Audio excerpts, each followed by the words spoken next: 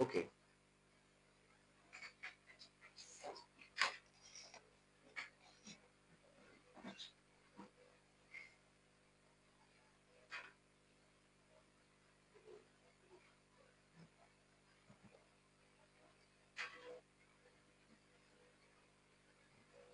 Is it on? But I can't see the. Okay. The password should be on now.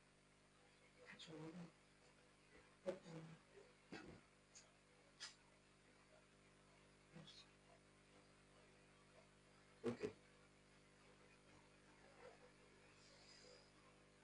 Now let's continue with the past question. So we are starting from section 1. 1.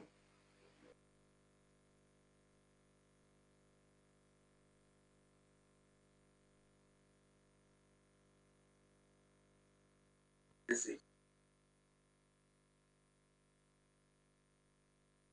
So the answer is decoding. The act of interpreting the encoded message is known as decoding. Number 2, dash is used in communication to describe anything that may undermine its effectiveness. Dash is used in communication to describe anything that may undermine its effectiveness.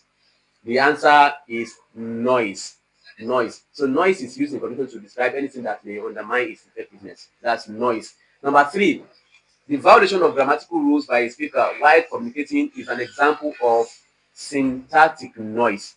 Syntactic noise. Syntactic noise is any noise at the level of grammar. At the level of grammar.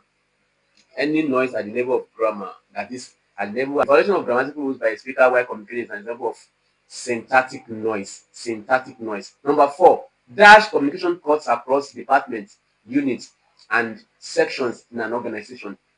And we call it organizational communication. But the actual type of communication there is diagonal communication. So it's organizational communication, which cuts across department, unit, and section and organization. Then number 5, dash describes the communication between a lecturer and a class governor. That describes the communication between a lecturer and the class governor. That is interpersonal communication. Interpersonal communication. This communication between two. Then we have intrapersonal communication, which means communication within oneself. We also have group communication, which is communication between several groups of people. Then that's group communication. Then we have mass communication, which is communication to an heterogeneous audience, uh, a lot of people. Then number 6, the best way to decode or read the mood of a speaker is through the facial expression. Now, the facial expression will uh, actually reflect the mood of a speaker. So, using non-verbal cues is a way to reach the mood of a speaker. So, and the best one, number 7, vocalics is another name for vocalics is another name or I mean for paralanguage. Paralanguage. Don't forget in my discussion the other time I said the vocal aspect of your expression is what we call paralanguage. So the vocalics is another name for paralanguage. Rose is fluent in both French and lingua. Number 9, dash interference inhibits. Mention any 3 levels of interference. We have semantic level of interference, we have syntactic level of interference, then we have phonological level of interference. Syntactic level is at level of grammar. Semantic level is at level of meaning. Phonological level is at level of pronunciation. So those are the 3 levels of interference in communication. Number 11, the concept of having 2 different languages in a single sentence within the major and minor boundaries is known as code mixing. It's known as code mixing. Now, don't forget, code switching happens at major boundaries. That is when you switch from, that is code switching. Now, a example of code mixing is mo like man yẹn bí wọ́n ṣe máa ń lecture. That is code mixing. we have Yoruba English at major and minor boundaries. So that is code mixing. So the answer to 11 is code mixing. Number 12, dash is the smallest meaningful but indivisible unit of language. You should immediately pick the answer like that. We call it syllable. Syllable is the smallest meaningful but indivisible unit of language. That is syllable. Now, number 13.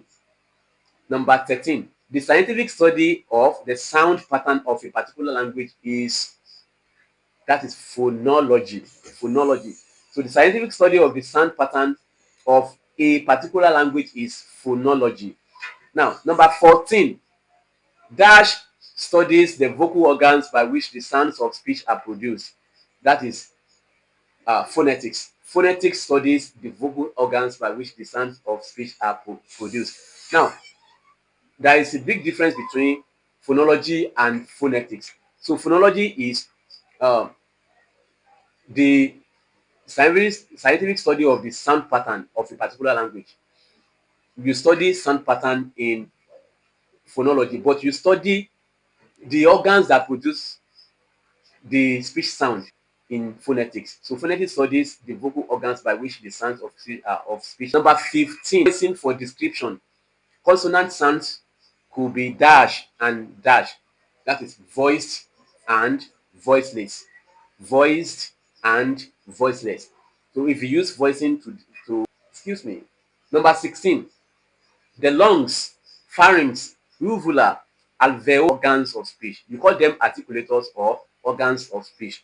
Number 17, dash sounds are articulated by the back of the tongue against the soft palate.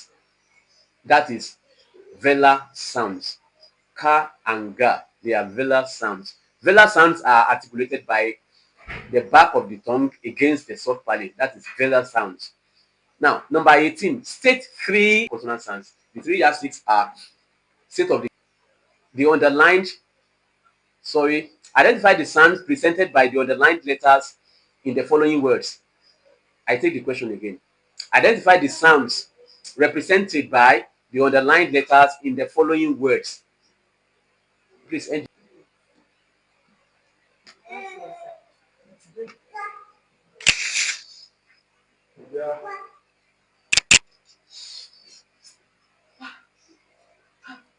Okay, check the sound again. It should be fine now. It's not the sound.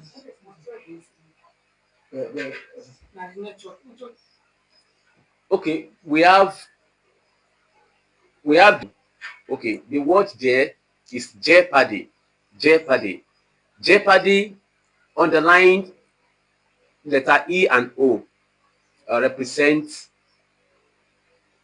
the long air sound, like you have seen in up on the board now. That is the symbol that is used to represent that letter on the line. I mean those letters on the line. Jeopardy. It is long air. Then and that is it. Anthem. Then number 3, we have Thomas. Thomas. Now the sound that is on the line is TH, but that sound is voiceless alveolar sound. That is ta. The ta. Now some people will think because we have TH it should be dental. No, the sound we have in Thomas is not dental sound, it is the alveolar sound ta, like you have in tell, like you have in table. So it is the same ta you have in table that you have in Thomas, the alveolar ta. Okay, number 4, that word is pronounced as key.